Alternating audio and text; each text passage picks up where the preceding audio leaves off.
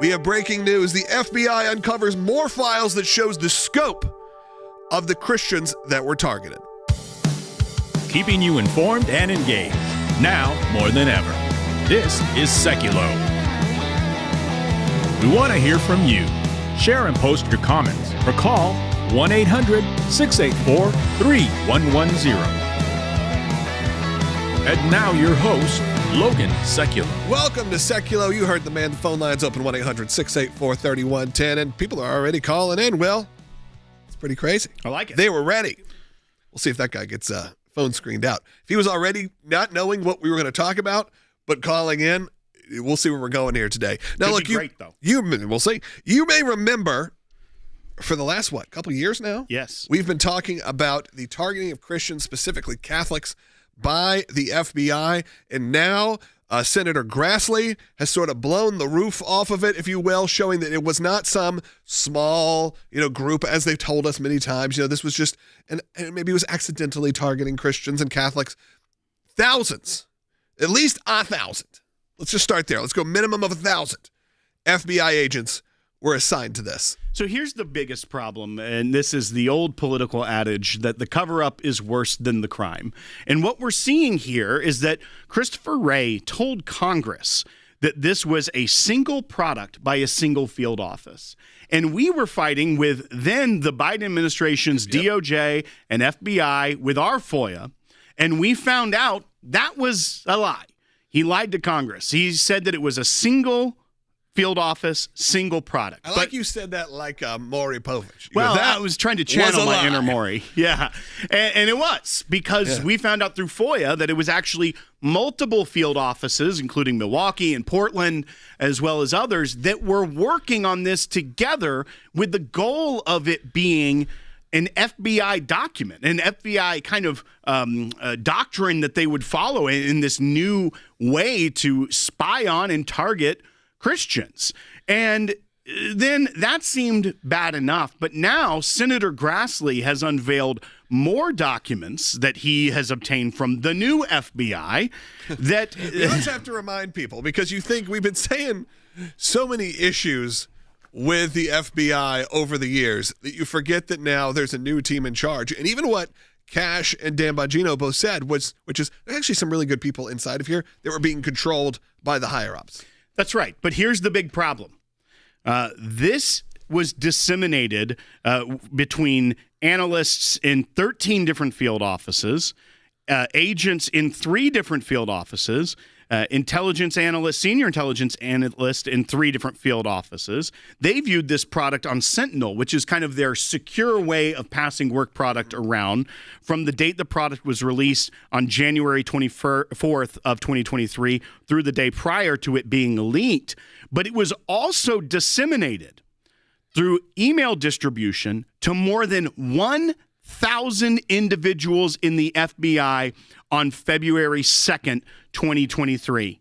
And here's the biggest concern. Just over 2 years ago. I mean, you're not talking about a very long time ago. Here's the biggest concern. You're already talking about it by then. No one of these over 1,000 individuals contacted FBI with concerns, suggestions, or negative feedback related to the work product. The FBI only received positive input indicating the importance of further outreach and external dissemination of the intelligence to mitigate the threat posed. So now we have to respond to, what do we do with this information? You got Chuck Grassley, spry 91 years old, coming out there and getting this information for us. So now what do we do? What can be done? CeCe Heil's going to be joining us later on in the broadcast, senior attorney here at the ACLJ. We're going to talk about that as well as a pro-life matter that we are involved in that you're not going to want to miss. That'll happen in segment 3. Then later on in the broadcast, Jeff Balaban, that's the head of ACLJ Jerusalem. He's going to be joining us live as well, as we're going to discuss the attack in Colorado, what the future looks like for that as well, and how things are feeling in Israel right now. So you're not going to want to miss that. And all of these issues, tie directly into what we do here at the ACLJ. Whether it's fighting for life, whether it's fighting against anti-Christian rhetoric that is happening and anti-Christian persecution that's happening in our country and around the world, you need to be part of the team right now. I ask you to donate today at aclj.org and become an ACLJ champion, if you will. Do it right now as we're in the break. Let me know in the chat that you did it. Phone lines are open also. Give us a call. Attorney generals across the country are coming down on the FBI, threatening legal action after an internal memo labeled Catholics as racially or ethnically motivated violent extremists.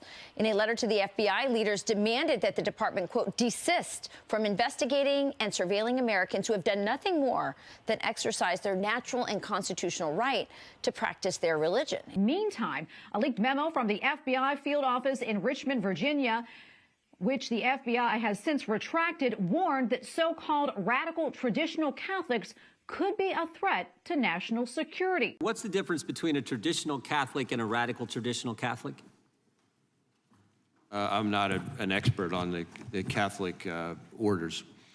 Well, your FBI wrote a memo talking about radical traditional Catholics. I'm just wondering if you could define it for us. Well, what I can tell you is you're referring to the Richmond product, which was a single product by a single field office, which as soon as I found out about it, I was aghast and ordered it withdrawn and removed from FBI systems.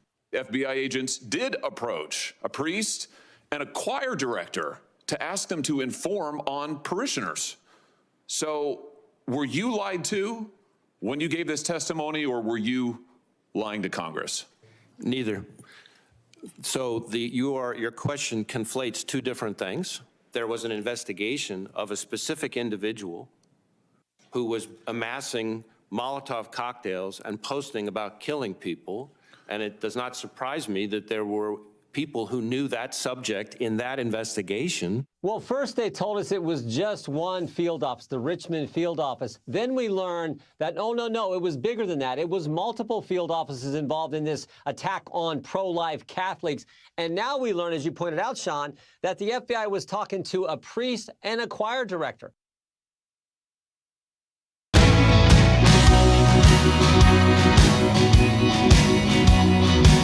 Welcome back to Sekulow. A bunch of you are joining us online. I encourage you, if you haven't subscribed, hit that subscribe button. It's very easy. So go ahead and do that. Join the over 488,000 people that are on just our YouTube channel alone, plus all the people that are on Rumble, plus all the people on Facebook, the millions on Facebook, plus however many that are on X. I mean, so many people. Then a lot of people just go to ACLJ.org. A lot of you listen on the radio, watch online, or watch on Salem News Channel. But I encourage you actually to get involved in the way that we do this show, because the interactivity is very cool. You get to comment, you get to chat. Let me know in the chat right now, by the way, where you're watching from. I love to see that. I go through them during the breaks and just check in, because people watch from all over the world. I think that's what the beauty of the internet is, that we can reach all ends of the world. We're able to connect with people you never thought we'd be able to connect with, because the work of the ACLJ goes beyond the borders of America, whether that's the ECLJ, the European Center, where my brother is right now, or maybe it is what's going on in our ACLJ Jerusalem office. Obviously, that cannot be any more important than what's happening right now in Israel, that we are there for. And that is why the ACLJ is here. Look, I don't usually do this little pitch right off the top, but I did want to give you a moment to understand that all these topics we're talking about today, whether that is this anti-Christian bias that was coming out of the FBI, where 1,000 FBI staff were told to start investigating Christians. We know that this was a lie and a cover-up that came from the FBI, and now Senator Grassley and other people have really blown the roof off of it, blown the lid off of it, saying, look at what this actually was. That is because we're able to be there as well. We're able to get these FOIA requests in. We're able to get our legal requests in. We're also able to expose what's happening through the media. And this media, again, has no borders. We can reach everyone, whether that is through a option like YouTube or even Rumble. Rumble, a free speech platform. They've been censored in certain places in certain countries, but we're able to reach a lot of different places because of our incredible media team. And I always like to shine a light on them, because I feel like they don't get as much credit. You don't see them as much as they deserve, because we wouldn't be able to do this show.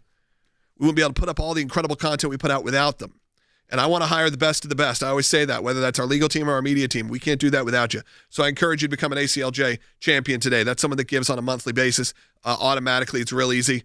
Just go to ACLJ.org. When you're making a donation, just opt in. You can do that as little as $5 a month, and go up for as high as you want. But, Will, I didn't mean to do an ad pitch there. That's usually what I save for the end. But you know what? All of these issues tie into the work that we do directly each and every day. Yesterday, we were talking Sharpiegate, maybe not quite as direct. Oh, I have a Sharpie right here. Not Sharpiegate. That was election. auto pin gate, different gate. That's different right. pin, different gate. But what we see here from Senator Grassley, as well as the work that we've done, where we uncovered kind of that next step through our FOIA process, he's actually found more documentation to see how widespread it was. But we also just sent, May 29th, just a few days ago, a brand new FOIA on this, because we're realizing, and after discussions even with our team, with Senator Grassley's office, that this was much broader, much more targeted than they told the American people. And so this new FOIA, the purpose of this request is to investigate how and why religious organizations and Americans are under surveillance. So when you get a new FBI and you get great leaders like Kash Patel and Dan Bongino, we know there was a bunch of issues at the FBI under the Biden administration, and even the deep state FBI under President Trump's first term that he was battling the entire 4 years. It took this change in leadership. So we know there's a lot of issues. And sometimes you need the external organizations like the ACLJ, like Congress, to point those leaders in the direction of the bad activity so that it can be fixed. Because I'll remind you, in Senator Grassley's revelation of this, the 1,000 individuals that received this, no one contacted with concerns, suggestions, or negative feedback related to the product. And what was in that product that they should have? Let's remind you. They were talking about that they believe that radical traditional Catholics' interest is likely to increase over the next 12 to 24 months in the run-up to the next general election cycle, complicating the overall threat picture while also creating new opportunities for mitigation efforts. New opportunities, spying, putting people in, observers, informants into churches. But then it also gets into why they think that these catalyzing events could happen, because they think that radical traditional Catholics have common cause include legislation or judicial decisions in the areas such as abortion rights, immigration, affirmative action. So leading up to the election, people that have beliefs and support conservative causes were seen as a terror threat to this FBI. And over 1,000 people got this, and none of them gave negative feedback until a brave whistleblower came forward and we found out about it. Here's the thing. That person was very brave, a brave whistleblower, because, look, most people want to protect their jobs. They're not necessarily going to come out there and not you can assume that a good portion of them that even maybe felt that this wasn't right were not willing to take this up higher in fear for their jobs. We've seen what they've done to even the whistleblowers, the ones that have been on, who we've represented. They've made their life living hell often. They've tortured them. They've pretty much said, we're holding up all your belongings. We're going to make your family suffer. This was not uncommon. This is what was happening. So you know what? You could say that 1,000 people were told and no one said anything. One person did say something, but it is okay to also understand that your leadership was pushing a vibe in your office where you felt threatened and you didn't want to lose your job. A lot of people worked their whole lives to be at the FBI. And at least we have Kash Patel and Dan Bongino now saying, you know what? Maybe we were a little bit wrong, that not all these people were bad people that were there. There were some good people there. They were just scared for their careers. They weren't allowed to speak up. Free speech didn't exist within the FBI. That's right. And one other thing that we find out, and we'll play this bite to set this up, is this was Christopher Wray talking with Congressman Jim Jordan about this 2 years ago. Let's go ahead and play bite 5. Well, your FBI wrote a memo talking about radical traditional Catholics. I'm just wondering if you could define it for us. Well, what I can tell you is you're referring to the Richmond product, which was a single product by a single field office, which as soon as I found out about it, I was aghast and ordered it withdrawn and removed from FBI systems. One of the concerns that Senator Grassley has... I wanted you to say is that was a lie. Oh, well, sorry, I already did that. I you got a double poke. Wasted that. That was a lie. But in addition to that, what we also have is where he says, I ordered it withdrawn and removed from FBI systems.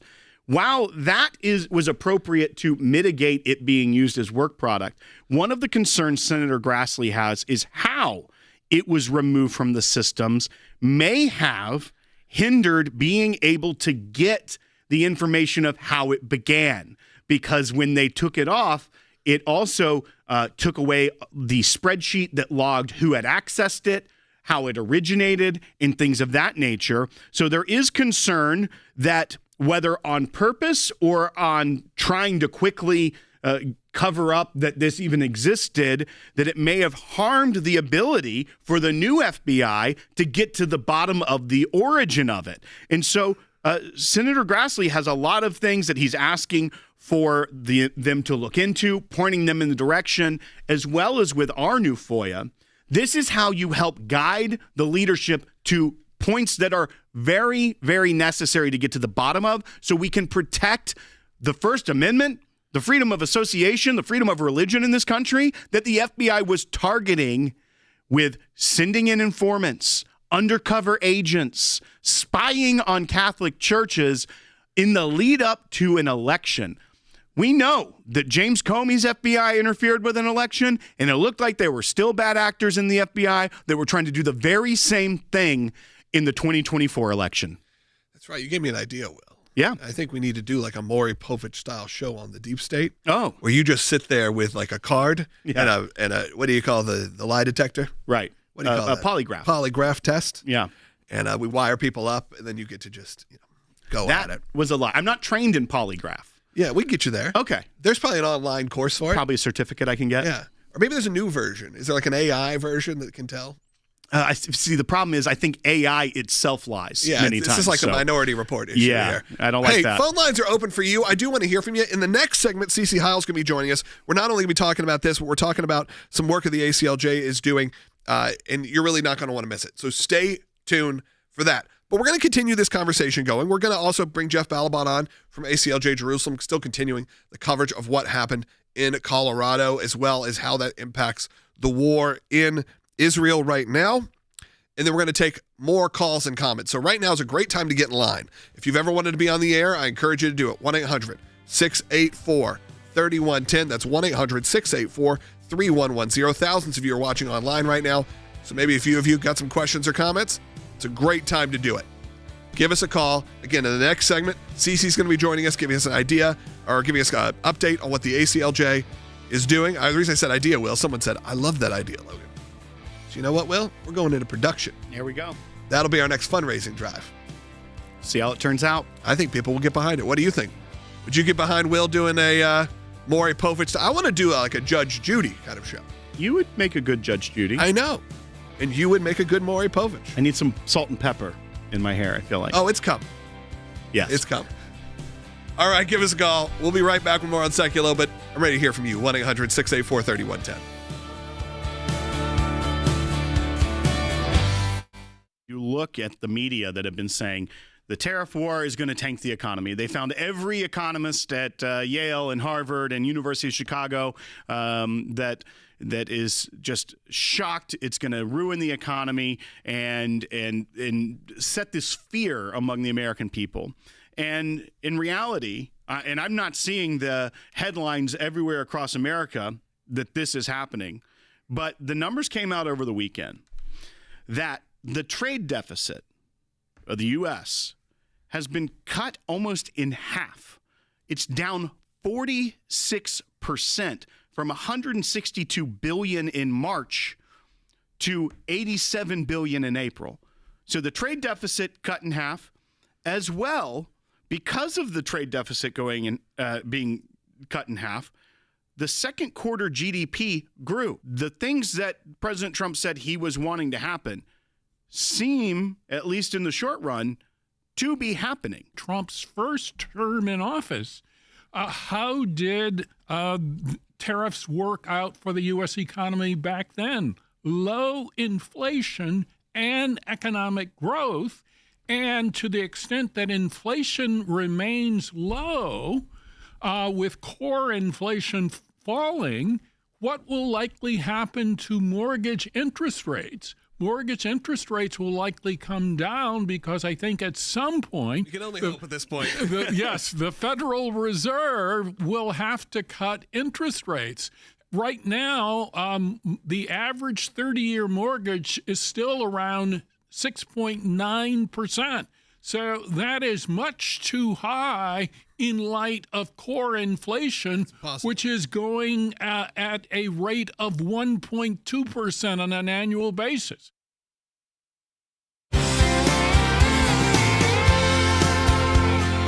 Welcome back to Sekulow. As I said, phone lines are open for you at 1-800-684-3110. Great time to call. Get in line, get part of the show. We really would love to hear from you. We got a whole second half hour coming up. So if you lose us on your local station after this break, know that you can find us live always, and you can listen later on ACLJ.org, on YouTube, Rumble. We are live each and every day from 12 to 1 p.m. Eastern Time. Of course, some of you listen in California. You know this is your morning drive, but some of you may lose us. Well, when I landed in California last week, because we also have the second half hour that takes people back home. But you can catch that one earlier if you listen live. Of course, that's at ACLJ.org. CC Heil, senior attorney here at the ACLJ, is in studio right now. We have talked about this case as our client, Zach Knotts. He was unlawfully arrested for one reason, and that was really that he was out there trying to convince people that they shouldn't have abortions, they should save their babies' lives. Again, out there, as this is an ACLJ classic. This is one that feels like we've done over and over and over again. It is settled law in many ways. But with the overturning of Dobbs, or the overturning of Roe through Dobbs, there's obviously a lot of new stories that come out, a lot of new issues that have now bubbled up in the fight for life. One of them, now thankfully for Zach Knotts, we were able to get that taken care of for him and his family. That's right. That's done. Yes. However, the quote-unquote law, or whatever's on the books, still stands. So the ACLJ is now taking it to the next step. Correct. So just to remind people what this case is about, we had a client in Ohio who was simply advocating for life outside of an abortion clinic. And just like Logan said, rightfully so, after Dobbs has come and gotten rid of kind of the bad Roe v. Wade legislation and, court-imposed laws, there are other ways that this issue still bubbles up and the abortion distortion still comes to light. And this was a case of an unconstitutional amplification law. That's what it was. And so our client was prosecuted under this unconstitutional law, and we went all the way to trial. And at trial, the prosecution folded and dismissed all the charges. So we won that for our client. But what happens is that unconstitutional law is still on the books. So we don't stop there. Now we have filed in federal court against this law, and we are asking that there would be a declaration that the ordinance is unconstitutional, that there would be an injunction preventing future discriminatory enforcement, because that was another thing. They had selective enforcement of this unconstitutional law, that there would be compensation for the constitutional violations, a return of seized property from our client, and hopefully we will see justice again done and this bad law taken off the books, and it will never be used again against someone who wants to simply advocate for life of the unborn in front of an abortion clinic in Ohio. And that key point there is that we filed the lawsuit about a week ago, but then just yesterday we filed this preliminary injunction request asking the court basically so that that Zach Knotts and others can move forward without fear of the city trying to do the exact same thing to him again while we fight the ordinance. By the way, this isn't someone who they arrest and he goes, okay, well, I'm just going to be quiet now. Of course, if you are this passionate, this is what you care about. Yes. You're not wanting to get out of jail free card, if you will, and go, well, now, I got slapped on the wrist. Never again. These guys want to be on the streets and doing this. Right, absolutely. And not only, again, we won it for them in this specific instance, but the bad law has to get off the books, because not only can they come after our client again, you have, other different police enforcements or whatever that don't understand the law. It's still on the books. This can happen again, and it can happen to other people. And that's the greatest thing about the ACLJ is when we come in and we win these cases for our clients, we're winning it for everyone who wants to stand in front of an abortion clinic and advocate for life. You have the constitutional right to do that within bounds. Really, I mean, you can't. Really, anyone that wants to be able to, if you say protest or make a demonstration or have any kind of public sidewalk style access is not only limited to. Now, obviously, the pro-life community has been a target for a lot of this. But it's not exclusive to that. If you're a Native American group that wants to go and protest the Atlanta Braves, whether you agree with it or disagree with it, you're allowed to do that. That's right. And we're standing up for the rights that the First Amendment protects. And we're doing that across the board for everyone. This is also an issue that ties into our fight for life here at the ACLJ, and something we've actually worked on for a long time, and that is raising the issues of the danger of the abortion pill, so medication abortions, which are taking over a lot in many areas as the primary way that abortion is done. Yes. And we've been raising the issue of that the process wasn't followed for the FDA approval of this. Right. So we have been asking and advocating in many different ways that this be reexamined. And one of the ways recently is we just sent a letter both to members of Congress, the Secretary of HHS, RFK Jr., as well as the Commissioner of the FDA, Yes. McCary. And we were asking, and our letter is titled, "The Danger Abortion Drugs Pose to Women and Babies." Basically, all the work we've done, putting it back out front, there's a new administration, and say, hey, you need to re-examine this. The FDA dropped the ball on something that does have very dangerous side effects to women that take these drugs. Yes. And what we've seen also is we've worked with Senator Hawley's office, who is working on legislation on this issue. And just yesterday, after our letter was sent in mid-May, as well as the advocacy Senator Hawley is doing, the commissioner of the FDA has put out a statement in reaction to that. Yes, absolutely. So mifepristone is the chemical abortion pill. And just like you said, Will, absolutely. The majority of abortions happen by chemical abortions, over 60%. So this is absolutely something that needs to be regulated. We've fought for that. And the approval process absolutely was gone around. It's the abortion distortion again. And we have pointed out that that with the mifepristone, that it's actually 11% of women who have taken mifepristone have had serious side effects. We're talking about hemorrhage, emergency room visits, ectopic pregnancies, surgical abortions, and other complications. And what the drug says is they only have a 0.05% rate of adverse events, but it is well over 11%. And these facts and statistics have caused Secretary Kennedy to say that is an alarming revelation, and we will investigate. And that's what the ACLJ does. We demand that, and we are seeing action. Logan, this is now the second time that the HHS has responded directly because of the ACLJ's work.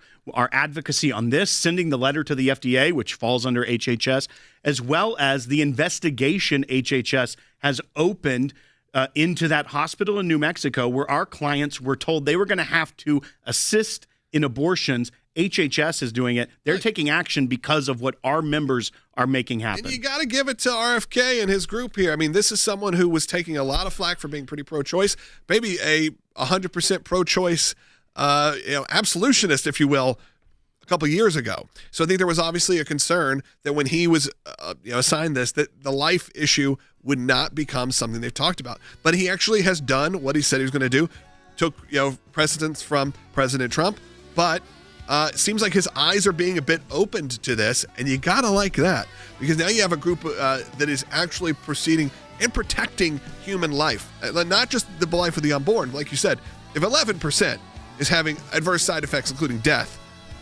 then we need to definitely take a look at what's going on here. Look, phone lines are open for you. We have a second half hour coming up, 1-800-684-3110. We lose you here. I want to encourage you to support the work of the ACLJ. Like Will said, the HHS is using us as their source, and that means they're using you. You can be a part of it right now. Be an ACLJ champion. Give monthly at aclj.org. Scan the QR code you see on your screen. Second half hour coming up. Less than a minute break. Don't go anywhere. Welcome to the all-new ACLJ app. Expert analysis and insight big tech can't censor. Customize your news and get real-time alerts on the issues you care about.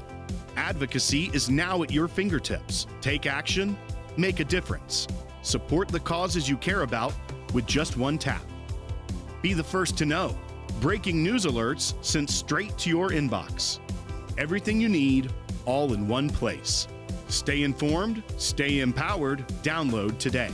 We are so excited to announce the ACLJ's brand new app, completely redesigned to provide you with the best tools available to partner with us at the ACLJ.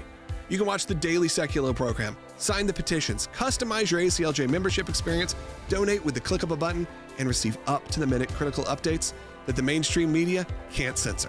Just scan the QR code on your screen or go to your phone's app store, search ACLJ, and click install.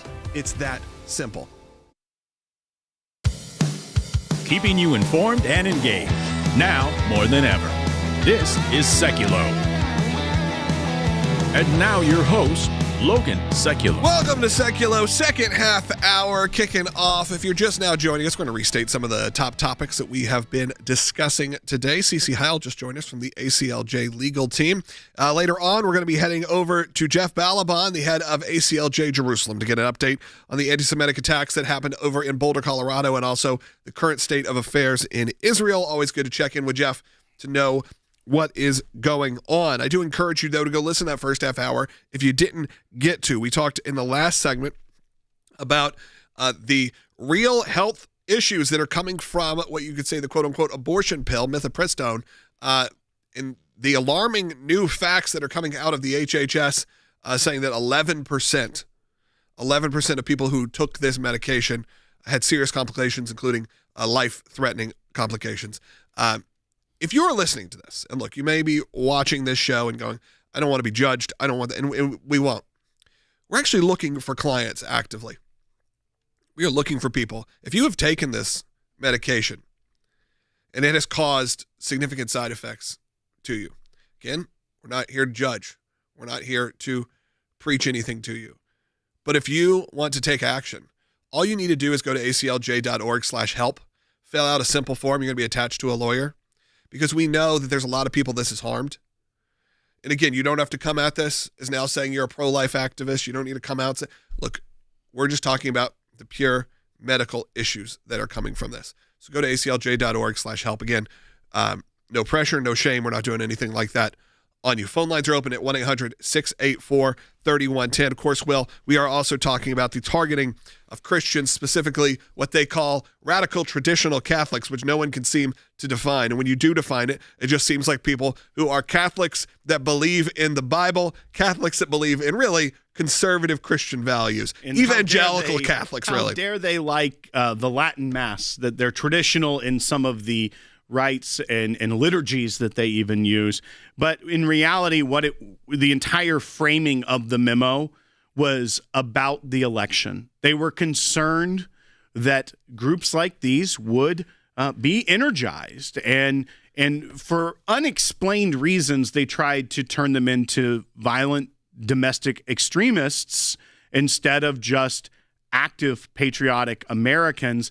And they went so far as to start putting assets into churches, into parishes, to try and spy or be informants or try to get information about this. And it wasn't, as they told the American people and told Congress, which is a crime when you lie to Congress, saying it was a single work product out of a single field office. In reality, it was a lot of field offices, and it was thousands of FBI employees that had access to this and had it, as well as we know that the terminology and phraseology from Chuck Grassley is what we're hearing. It bubbled up earlier than the Richmond memo, that it was this kind of theory that the FBI was working on in multiple FBI field offices. And you look at the type of crime that was prevalent during the Biden administration and the things that you heard about. What you weren't hearing about was Catholics or Christians going out and committing acts of terror, of violent extremism. But that's where they decided to put their resources, and that's where they were getting over 1,000 people on board and wanting this to be like FBI doctrine to go after conservative Christians. Fortunately, that memo's been rescinded. There's new leadership, but we can't stop, because if you don't uncover it and find out where the root of it was and get rid of it, then it can regrow.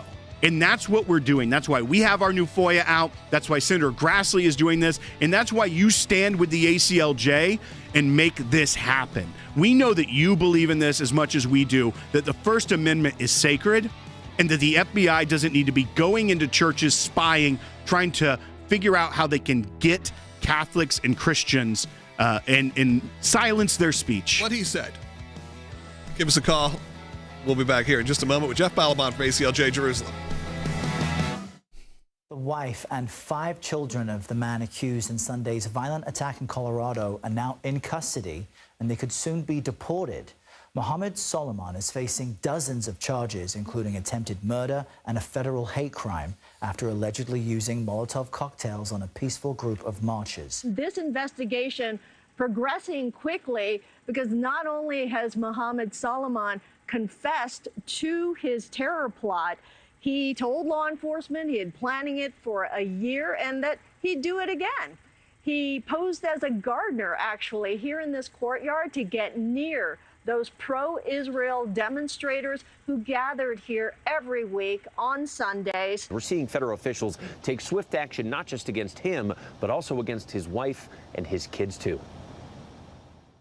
This morning, the fallout from the Boulder, Colorado firebombing attack. The wife and 5 children of suspect Mohammed Sabri Solomon now in ICE custody, being processed for expedited deportation. Mohammed's despicable actions will be prosecuted to the fullest extent of the law.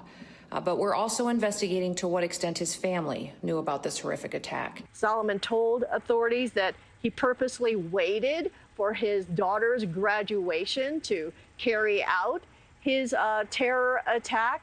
He drove a 2015 Toyota Prius. That was among the evidence towed away from near this scene on Sunday night. The White House had said that they could be deported even as soon as last night. They said soon, and then they also said maybe as soon as last night. There's some questions still exactly as to, given what their immigration status is, if they'll be eligible or not for that quick deportation without a hearing in front of a judge.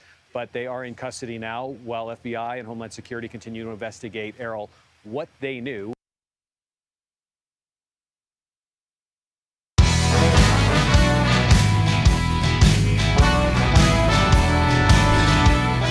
Welcome back to Sekulow. Phone lines are open for you at 1-800-684-3110. We're going to head over now to Jeff Balaban, head of ACLJ Jerusalem. Again, a very important part of the ACLJ team, making sure that we have our presence in Israel. But also, it is when moments like this happen, Jeff, and it's easy to get fired up and emotional. And if you saw my Monday show, I was in a pretty rough mental state. I think a lot of people were.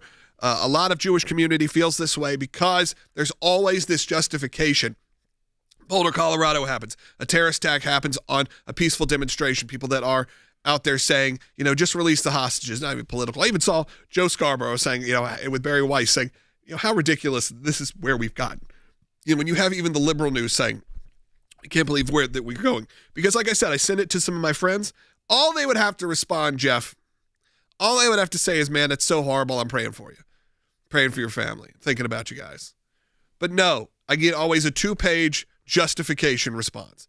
And it is the big problem that we are seeing here. It's always the Jewish community. And whenever this happens, it is shown that they are somehow, they can't get a hate crime. They can't get a terrorist attack because, they'll give you a 2-page explanation of why maybe it was deserved. Yeah, listen, decades ago, a friend of mine pointed something out to me, and I've been seeing it's true ever since, which is when a Jew is attacked for being a Jew anywhere in the world, it's always contextualized. There's always a reason.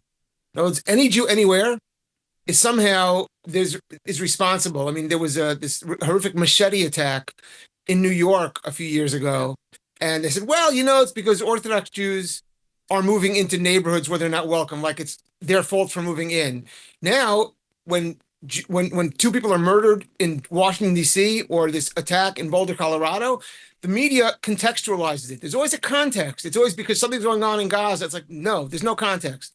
Free Palestine has always meant one thing. It's always meant kill Jews. That's what it means. Globalize the Intifada has always meant one thing. It means kill Jews. It doesn't mean anything else, except when they bring it to America, it also means, and by the way, while we're at it, let's also go after America, which you've seen on the streets as well. So this notion that we can contextualize it as though it's okay, as though every Jew somehow is a combatant. No, we're not. We're just people. Well, and Jeff, the world, the media treats us differently. And to that point, there was criticism to the FBI when they immediately called it a terrorist attack. When we saw the video, we knew the context. Like, it wasn't necessary when someone is yelling the things he was yelling and using the tools of a terrorist. He was taking his own lessons and methodology, and he said he'd been planning for over a year, from the Intifada. He was carrying out the very slogans that we hear at Columbia, at Harvard, across the country on these college campuses. When they say globalize the Intifada, he didn't decide to change that into some theoretical thing. He took it literally, like we've warned about.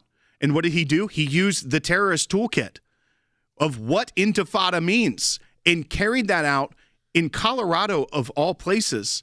And that's what we see. And we also hear that he told the police that he would do it again, and he wants to kill all Zionists. And that is even, at this point, a broader call. When if you include all Zionists, like you said, that includes Americans. It includes most people Christians that associate with supporting the Jewish people in the state of Israel at this point. Just having a state of Israel. Right. Not a political regime, not Netanyahu. That is just specifically saying anyone who thinks Israel should exist. I agree. By the way, that's right. Zionists has two meanings to these people, to the people who want to hurt us. It either means all Jews everywhere, no matter what their views are about the state of Israel, and or anyone who supports Israel. And in the case of the United States of America, the vast majority of people who support Israel, who consider themselves Zionists, are not Jewish. Jews are a tiny percentage of the population. And so this is a cry to violence. And we've seen this on campuses over and over again. Famously, the president of Washington, when went to Washington, the president of Harvard, and was asked about genocide, he said, well, it depends on the context. Right. It's like, well, this is the context. The context is that it's open season on Jews, and soon, not just Jews, but any supporters of Israel, and we mean real violence, not just threats of violence. And we don't know. And it's the other problem we have now. Thank God there's a different administration. The borders have been essentially opened for years and years in this country until Trump shut them down. We don't know how many tens of thousands of jihadis are in your state or your state. And this is another thing that we are working on at ACLJ. And one of the reasons the back and forth between Washington and Jerusalem is because there's intelligence that needs to be shared in America with where a lot of these jihadis are in the United States of America. Sometimes it's a state-by-state set of meetings with various states that have concentrations of them. This is an ongoing problem we have in America. And now we're seeing it's ratcheting up in terms of violence. We have to be vigilant. America has to be vigilant. And thank God they're planning on deporting these people.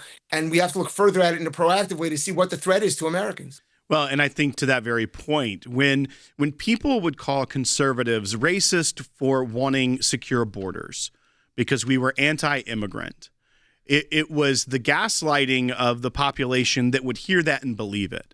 When in reality, we knew that there were people on the terror watch list from Yemen that were coming across the southern border. We knew that there were thousands and thousands of Chinese nationals that were taking that route, not for tourist visas, but for nefarious reasons. And when it was so open, it wasn't just people coming here for a better life.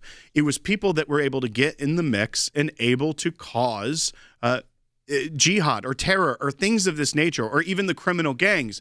But even the immigration issue, when you look at this is a part of what conservatives and people that are for a strong national security would be talking about. This is someone who came on a tourist visa from Egypt, overstayed, and then tried to use America's laws against her by trying to claim asylum. Someone who is a Muslim Brotherhood adherent from Egypt would not really have a traditional asylum claim in the United States. He was part of the friendly crowd in Egypt, and yet he's trying to use the laws against us so he could plot an attack for over a year. And that is when we say our immigration system is broken, because that is how it's being exploited, because there is no vetting. There is no background checks of these people that are using the laws that we support. We support asylum claims, but the Constitution's not a suicide pact, and they are using our laws against us to come here and plan terror on American soil. 100%. America is very much a nation of immigrants. America was founded by people fleeing oppression, religious oppression. America, it's sustained generation after generation for people who flee religious oppression. But we have to secure our borders first. You know, President Trump, when he ran from the beginning, in the first campaign, he always said he wants a big wall with a great, big, beautiful door. And everybody focused on the wall. No one listened to the door. And the answer is first you build the wall. First, you tighten up our border security and know who we're letting in. Then you throw open the door because we want to have people who want to come and be Americans. But the people who want to come to subvert our society and to literally cause violence to our society, we have to stop it. Jeff, I appreciate you always coming on here. Look, we got a couple minutes still in this segment, and I wanted to read. There was a statement that came out. I follow a lot of these like Zionist kind of accounts, and one of them is Eve Barlow, who is, language, I'll be honest, is maybe not for Christian radio, let's just say. But she put, this was the day of the attack in Boulder, said, congrats, everyone. And this kind of reiterates, Will, what you were saying. Congrats, everyone. The Intifada has now reached Boulder, Colorado, where Jews have been targeted in broad daylight with Molotov cocktails from the river to the sea. Palestine is free. So clearly kind of reiterating that same sentiment, Jeff, that if you are going to be saying these words, understand what they mean. And what they mean is not just we feel for people who are under oppression. Of course we do. We feel for people that are starving. Of course we do. We want to help those people. Absolutely. But that is not what you're saying. And that is not what it means. What it means is very clear. And we saw that on the streets of Boulder, Colorado. We saw that in the streets of Washington, D.C. And sadly, I have a feeling that's not the last time we're going to hear of it.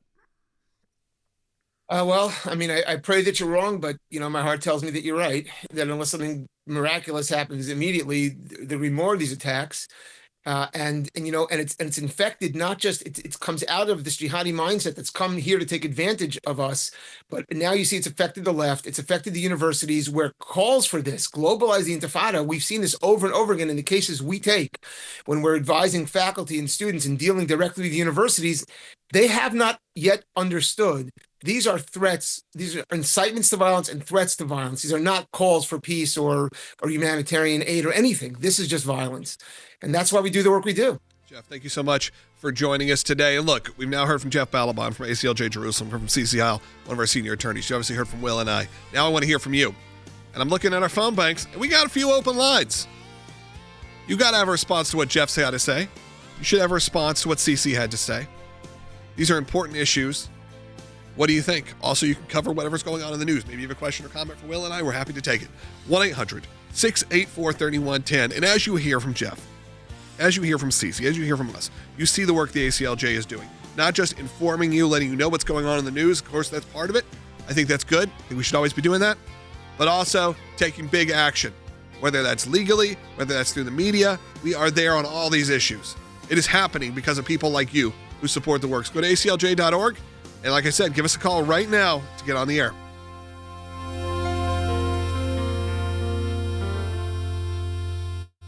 If you're running a business, a lot of people have these auto pin situations. The question now comes to, if you are doing these presidential acts, does it matter? If Joe Biden was aware, and I guess that's going to be the big question, if he was aware, does it invalidate it if you use an auto pin or a pre-printed signature or a DocuSign, if you will? I mean, a lot of us have bought houses now online. We always used to have to sign every document a million times. Now you go through and just say, that looks like my signature. And this is kind of like the declassification argument, where pardons, it just says that the president shall have power to grant reprieves and pardons except in the case of impeachment.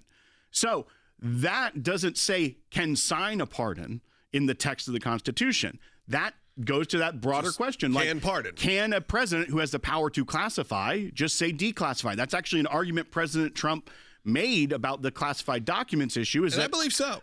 Right. I would argue that, yes. We've argued that there is broad power within the executive. Here's the concern for me, is that by this president looking back and trying to add limits to the executive power before him. When many of them, pardons can't be undone, but executive orders, you don't need to decide whether he was competent or not. You can just do away with them. Executive order, the executive order. There is a remedy in the Constitution for someone that is president and unable to fulfill their duties. Look, 25th Amendment. That was not invoked. So now we're already seeing the case in the media that President Trump isn't fit for office. He's in a state of mental decline.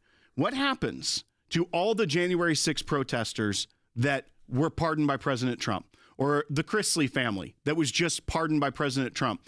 If under the next administration they try to do this, you just say you were mentally and say, unclear. We don't think he was mentally fit for office. They've been arguing that for years. Therefore, his pardons don't matter.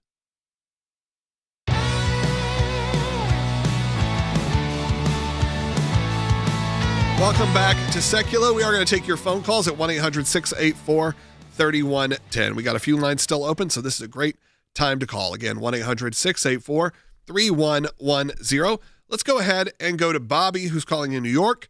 Listening on the radio, Bobby, you're on the air. Hi, from Niagara Falls on the American side. Before I ask my question, Logan, I've noticed in the last year that you're a bit of a rascal, and I think that's cool, and I bet you give your mother and father a lot of laughs. But my question is, will there be justice in terms of the people involved in planning these things against Christians, and could there be indictments, and could these people be brought to justice? And that's my question. You know, Bobby, I think all bets are off with this Department of Justice.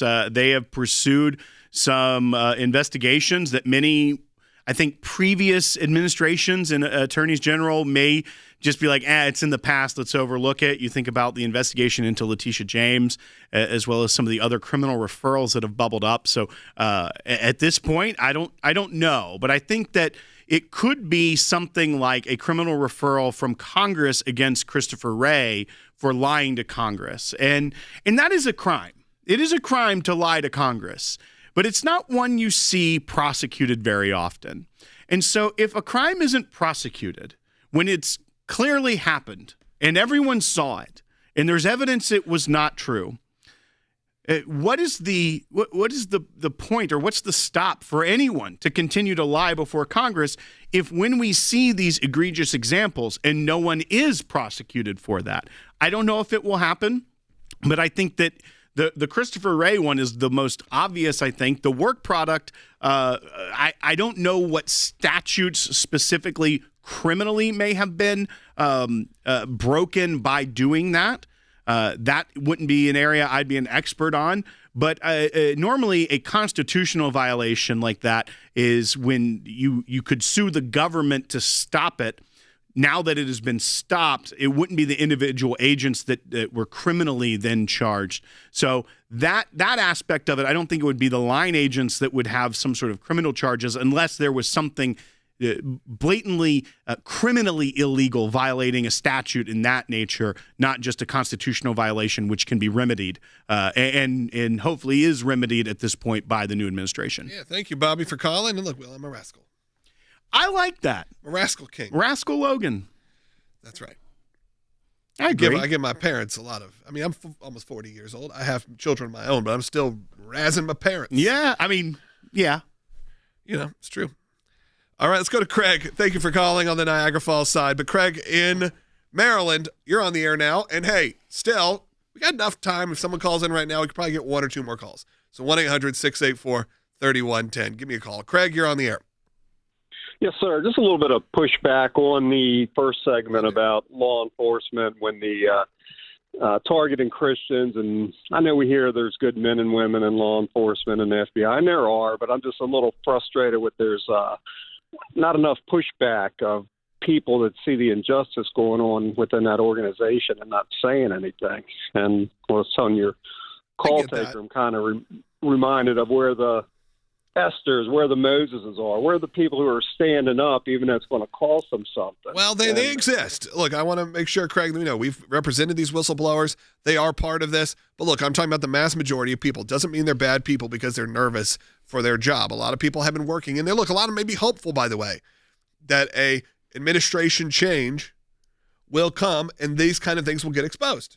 Well, so it's okay to have that feeling, though. I do kind of sympathize and agree with Craig here that when we read this, that more than 1,000 individuals in the FBI received this on February 2nd, 2023, and not one contacted FBI with concerns, suggestions, or negative feedback related to the product. That is a lot of people receiving this and not saying, are we certain there's not some constitutional violation we need to button up here, but that they only receive positive input.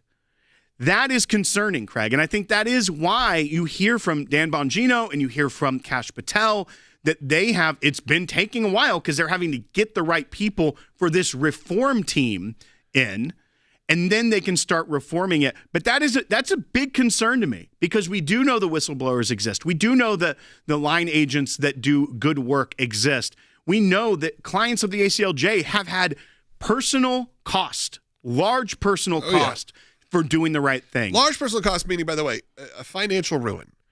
Your home being essentially dismantled, having all of your property seized and held for endless amounts of time, for indeterminate amount of time. You had all of these issues that have come up from our whistleblowers, whether it was on this issue or other issues. It is not uncommon to feel these threats because they're real. And not just having their pay suspended, but not allowed to seek another job. They kept them specifically in limbo. When you referenced torture earlier, it wasn't like the literal like mental war crime torture. It was the type of torture where we're holding you in limbo, putting so much unbelievable pressure on your family so you'll cave, so that you will feel the pain of being a whistleblower, and that's not okay. Nope, that's right. Hey, as we now head into the end of the show, and look, maybe if we can screen this one last call, we'll see if we can get to it. Let's see if we can get to one more call in just a moment here. But I do want to tell you, support the work of the ACLJ. It's very important right now. We are in the summertime. I know sometimes, you got a lot of other things going on. You're not thinking about it, but we could really use your support always. All right, we are going to go to the call. Are we good? It went to green and then went to orange, so I wasn't sure. We ready? Okay, let's go to Martin, who is calling in North Carolina. Martin, go ahead.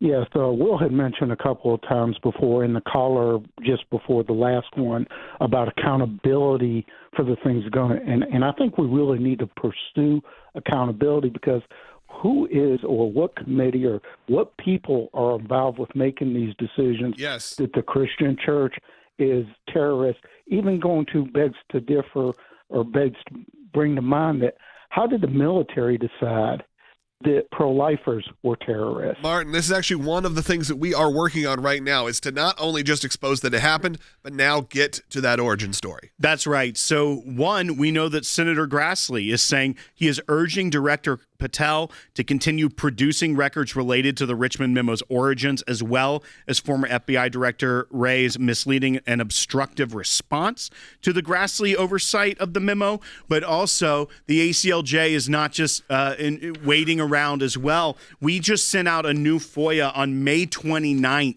So just a few days ago, trying to get to the bottom of this as well. And the purpose of this request is to investigate how and why religious organizations and Americans are under surveillance. So when you stand with us, you stand with this work and getting to the bottom of it. And that's why when you support the ACLJ or you're a champion, you are a part of this very important work. All right, we got 1 minute left. And like Will said, we want you to become an ACLJ champion. I'm just going to read you some of the things that we are working on right now because we have taken on numerous cases around the country and around the world right now. Jordan, like I said, my brother. You may be like, hey, where's Jordan? Jordan is at our European Center for Law and Justice right now as we speak, because there is so much happening. He's going to give us an update of that very soon. But honestly, they've been slammed. The amount of meetings, we're getting a lot of late night texts because he's in different time zones saying, look at what we're working on right now. It's really amazing stuff. Because I think the ACLJ has no borders. No, we shouldn't be fighting on whether it's an American issue exclusively. We need to make sure we are out there spreading these kind of values and beliefs around the world. Be a part of that. Be a part of that big worldwide revolution. Go to aclj.org. You can become a champion. That'll really help us out, set a great baseline, but even if you just give a one-time gift, that's fine. And if you're brand new and you've never seen me before, hit that subscribe button. That does a world of help for us as well.